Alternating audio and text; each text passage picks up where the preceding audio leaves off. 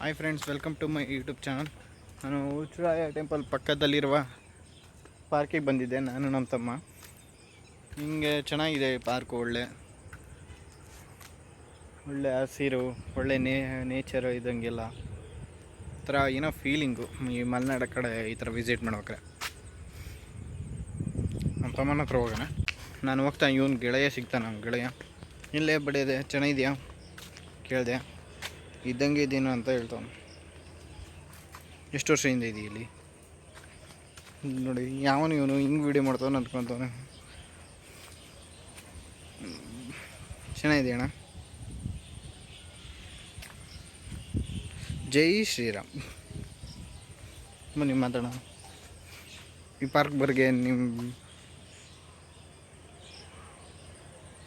ಬಗ್ಗೆ ನಿಮ್ಗೊಂದು ಅನುಭವ ಹೇಳಿ. ಬರೀ ಇಂಥದೆಯಾ?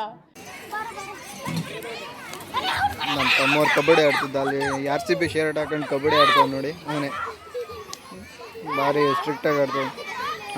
ಈ ಪಾರ್ಕಲ್ಲಿ ಶಿವಂದು ಸ್ಟ್ಯಾಚು ಬೇರೆ ಇದೆ.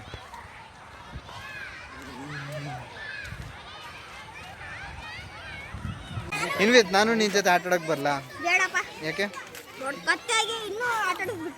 ನಮ್ಮ ತಮ್ಮ ಈಗ ನಮ್ಗೆ ಹೇಳ್ಬೇಕು, ಗುರು ಏನು ಗುರು ನಮಗೆ?